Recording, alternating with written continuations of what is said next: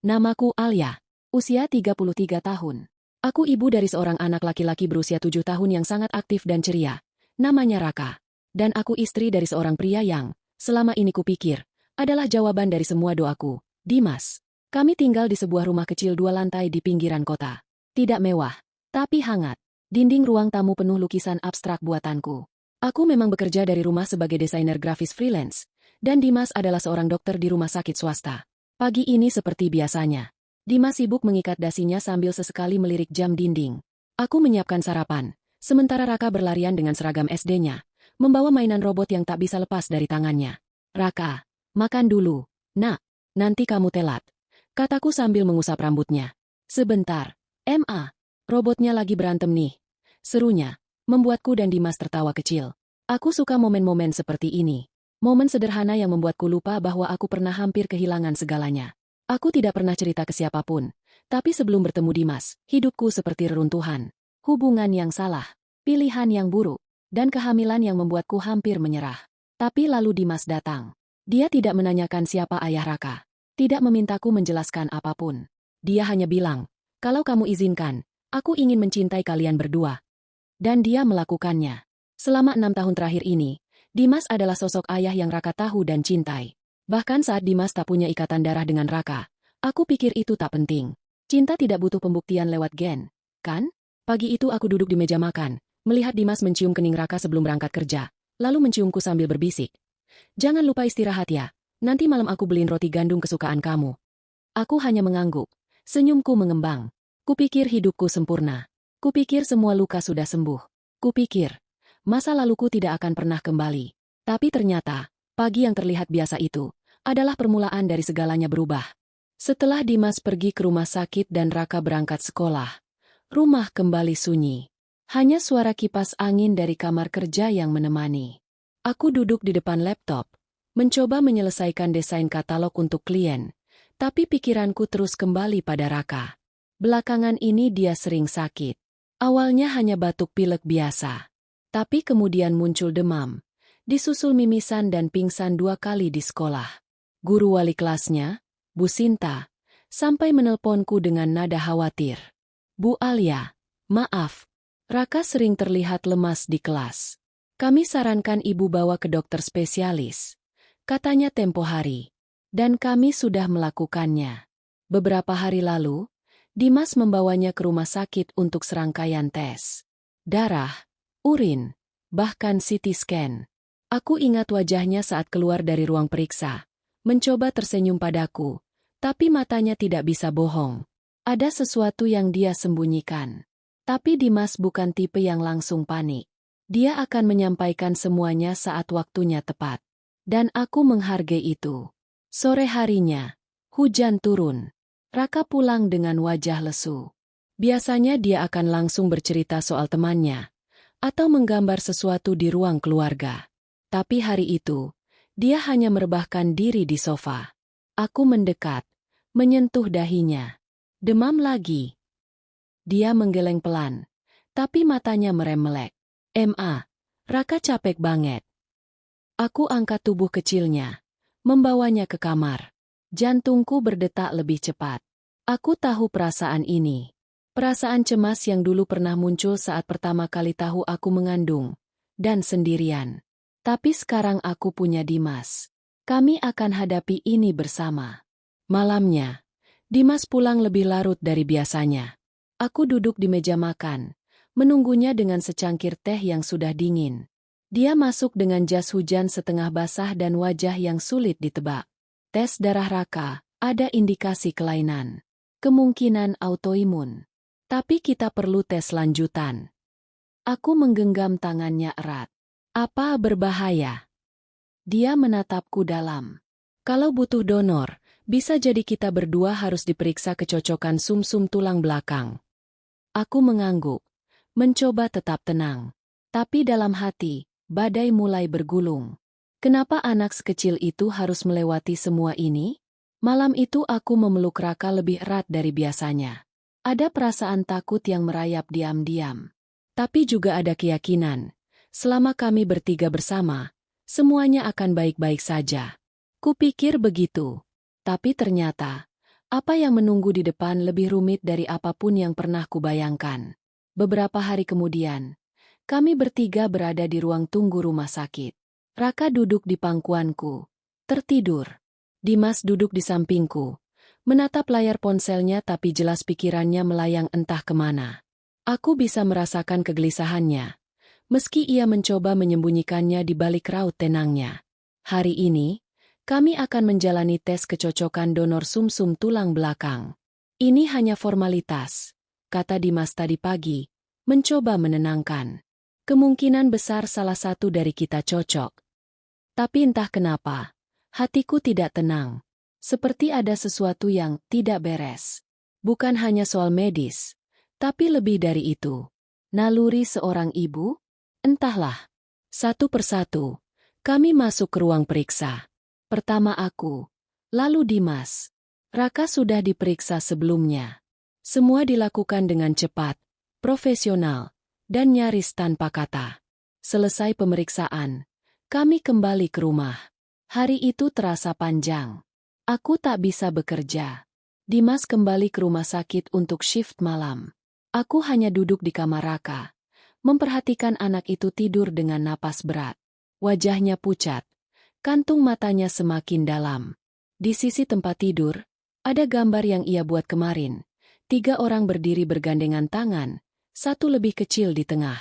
Di bawahnya tertulis, "Keluarga Raka." Aku tersenyum kecil, lalu menangis dalam diam. 2 hari kemudian, Dimas pulang lebih awal dari biasanya. Wajahnya tampak berat. "Alia," katanya pelan. Ia duduk di sampingku. Hasilnya sudah keluar. Aku menelan ludah. "Gimana?" Dia menarik napas panjang, lalu menatapku lurus-lurus. "Aku bukan ayah biologis Raka." Aku membeku. Suara itu terdengar seperti petir. Tapi dalam versi lambat, menghantam dadaku dalam hening. Kupikir aku salah dengar. Atau mungkin Dimas salah mengartikan hasil. Tapi dia mengeluarkan berkas itu dari tasnya. Menaruhnya di meja. Aku menatapnya. Benar. Hasil tes menunjukkan ketidakcocokan genetik yang jelas. Aku menggeleng. Tapi, gak mungkin. Kita bersama sejak Raka masih dalam kandungan. Kamu ada saat dia lahir. Aku enggak. Aku enggak pernah. Dimas tidak berkata apa-apa. Hanya diam, menatapku. Wajahnya bukan marah, bukan kecewa, tapi kosong. Kosong yang menyakitkan. Aku mencoba mengingat kembali. Masa-masa sebelum aku bertemu Dimas. Masa ketika aku hancur karena cinta. Masa ketika aku merasa sendiri, rapuh, dan membuat banyak keputusan impulsif. Lalu satu wajah muncul di kepalaku. Malam itu aku tidak bisa tidur. Kalimat Dimas terus berputar dalam pikiranku. Aku bukan ayah biologis Raka. Aku mencoba menyangkal. Berkali-kali. Tapi hasil tes itu terlalu jelas. Dan yang lebih menyakitkan, aku tidak bisa membantahnya. Raka, anakku. Tapi bukan anak Dimas. Walaupun selama ini Dimas yang merawatnya, mencintainya tanpa syarat, menyebutnya putraku. Fakta biologis menghancurkan semua yang kami bangun selama ini. Aku berusaha mengingat kembali. Masa sebelum Dimas hadir dalam hidupku. Masa ketika aku merasa sangat hancur karena patah hati. Setelah ditinggalkan Rangga tanpa penjelasan. Aku dan Rangga pernah bersama selama hampir 3 tahun. Dia cinta pertamaku. Lelaki yang membuatku percaya bahwa cinta bisa menyembuhkan. Tapi kenyataannya dia justru yang menghancurkannya. Tanpa kabar, tanpa pamit, dia pergi ke luar negeri. Katanya dapat beasiswa. Dan tak lama setelah dia pergi, aku tahu aku hamil. Aku panik, terpuruk, tapi juga tidak ingin kembali ke masa lalu. Aku memilih membesarkan anak ini sendirian. Hingga takdir mempertemukanku dengan Dimas. Dimas tahu aku sedang hamil saat kami bertemu. Tapi dia tidak peduli. Aku tidak mencintaimu karena masa lalumu. Aku mencintaimu karena kamu yang sekarang. Katanya dulu. Aku pikir semua sudah selesai. Tapi ternyata, masa lalu belum benar-benar menghilang. Ia hanya bersembunyi, menunggu waktu untuk muncul kembali. Dan malam ini, aku sadar, aku tidak pernah benar-benar menyelesaikan urusanku dengan Rangga. Aku membuka laptop, mengetik namanya. Rangga Adinata. Beberapa hasil muncul. Akun LinkedIn. Akun Instagram. Sebuah artikel di media arsitektur. Ternyata dia kini seorang arsitek sukses. Kembali ke Indonesia 2 tahun lalu. Membuka firma sendiri. Tanganku gemetar saat mengklik tombol message. Halo, Rangga. Aku Alia. Kita perlu bicara.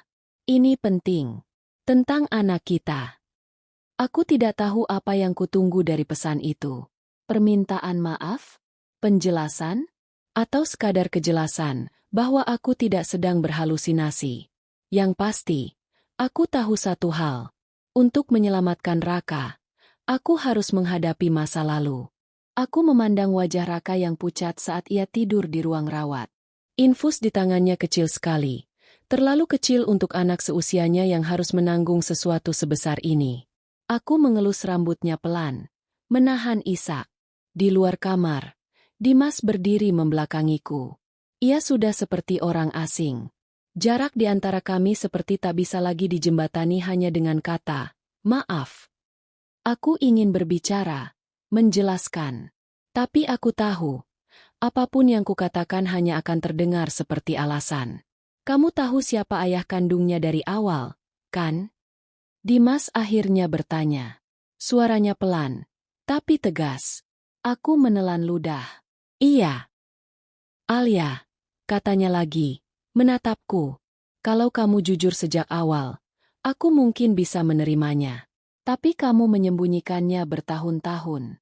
Kamu membiarkan aku mencintai Raka seolah-olah dia anakku, tanpa tahu kenyataan ini. Air mataku jatuh. Bukan karena dimarahi. Tapi karena aku tahu, aku menyakitinya. Aku nggak pernah bermaksud menipu kamu. Mas, waktu kamu datang dalam hidupku, aku sedang hancur. Rangga pergi. Aku nggak mau mengungkit masa lalu. Aku cuma ingin memulai hidup baru. Dimas menghela napas panjang. Sekarang kita di titik ini. Dan kita nggak bisa sembunyi lagi. Raka butuh ayah kandungnya. Aku mengangguk. Lalu dengan tangan gemetar, aku buka media sosial Rangga. Ku mengetik namanya, Rangga Adinata. Akun Instagramnya aktif.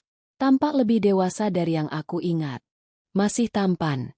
Masih punya senyum tenang yang dulu membuatku jatuh cinta. Aku memberanikan diri mengirim pesan. Rangga, ini Alia. Kita harus bicara. Ini soal anak kita. Beberapa menit kemudian, dia membalas.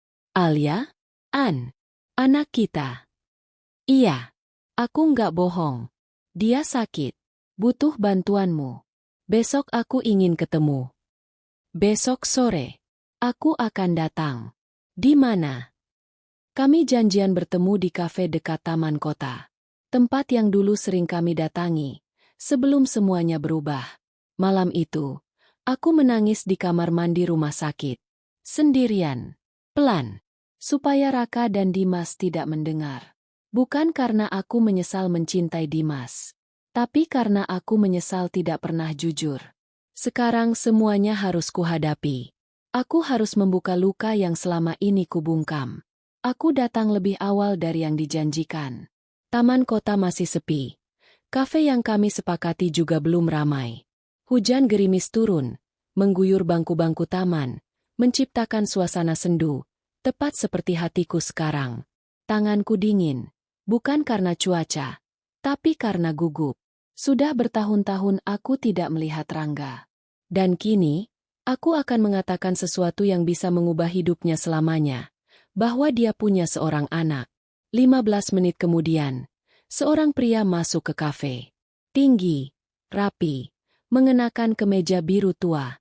Wajah itu tak berubah banyak. Lebih dewasa, lebih tenang. Tapi tatapan matanya masih sama. Tatapan yang dulu membuatku jatuh. Alia. Suaranya masih seperti dulu. Hangat. Tapi sekarang ada sedikit keraguan. Aku mengangguk. Kami duduk. Hening beberapa saat. Lalu, aku mulai bicara. Rangga, aku nggak akan berputar-putar. 4 bulan setelah kamu pergi ke luar negeri. Aku tahu aku hamil. Dia terdiam. Waktu itu aku hancur. Kamu pergi tanpa kabar. Aku nggak tahu harus hubungi kamu kemana. Aku pikir kamu memang mau menghilang. Alia, aku nggak pernah tahu. Waktu itu kecelakaan di Australia. Sempat koma 2 minggu. Setelah itu, semua berubah. Aku nyaris kehilangan semua kontak, termasuk nomormu. Aku menatapnya. Mataku panas. Aku gak tahu itu, Rangga. Tapi aku juga gak punya kekuatan buat cari tahu lebih jauh waktu itu. Dia menatapku dalam. Jadi, dia anakku. Aku mengangguk pelan. Namanya Raka. Sekarang dia 7 tahun. Tapi, dia sakit. Leukemia. Dan kami butuh donor sumsum tulang belakang. Dimas suamiku. Ternyata bukan ayah biologisnya. Hasil tes gak cocok. Wajah Rangga berubah tegang. Aku donornya. Iya. Dan satu-satunya harapan kami. Dia menggenggam gelas kopinya erat-erat. Kalau itu bisa menyelamatkan hidup anakku, aku akan lakukan. Tapi Alia, aku gak bisa pura-pura gak peduli. Aku ingin mengenalnya. Hatiku bergetar. Aku tahu suatu saat aku harus menghadapi ini. Tapi mendengarnya langsung membuat semuanya terasa nyata. Kita bisa mulai pelan-pelan. Kataku akhirnya. Tapi yang paling penting sekarang, kamu mau bantu Raka? Apapun. Dan di saat itu juga, aku tahu. Sekarang, bukan hanya masa lalu yang datang kembali, tapi juga konsekuensinya. Setelah pertemuan kami di kafe, aku merasa campur aduk antara lega dan cemas. Rangga ternyata masih sama seperti dulu, hangat, tulus, dan penuh perhatian. Tapi kini, kami bukan lagi 2 anak muda tanpa beban. Ada Raka yang mengharapkan pertolongan. Aku mulai merasakan beban yang berat di pundakku. Bagaimana mempertemukan 2 dunia yang selama ini kubangun secara terpisah. Di satu sisi ada Dimas yang setia mendampingiku dan Raka. Di sisi lain ada Rangga, ayah kandung yang tiba-tiba hadir. Hari-hari berikutnya aku dan Rangga terus berkomunikasi. Kami menyusun rencana agar Rangga bisa menjadi donor sumsum tulang belakang untuk Raka. Namun aku juga sadar, kehadiran Rangga perlahan mulai mengguncang rumah tanggaku dengan Dimas. Dimas semakin pendiam. Aku tahu dia bingung dan terluka, tapi dia memilih diam dan menjauh daripada mengekspresikan perasaannya. Kadang aku menangis diam-diam di kamar, merasakan tekanan yang bertubi-tubi. Namun aku harus kuat. Untuk Raka. Untuk masa depan anakku yang sedang berjuang melawan penyakitnya. Malam itu, aku menatap Raka yang tertidur pulas, berharap Tuhan menguatkanku dan memberiku jawaban. Aku ingin Raka tumbuh dengan bahagia, meski kenyataan yang kami hadapi sangat rumit. Aku berjanji dalam hati, aku akan berjuang sekuat tenaga. Tidak peduli apapun risikonya. Karena aku seorang ibu. Dan aku tidak akan membiarkan anakku terluka.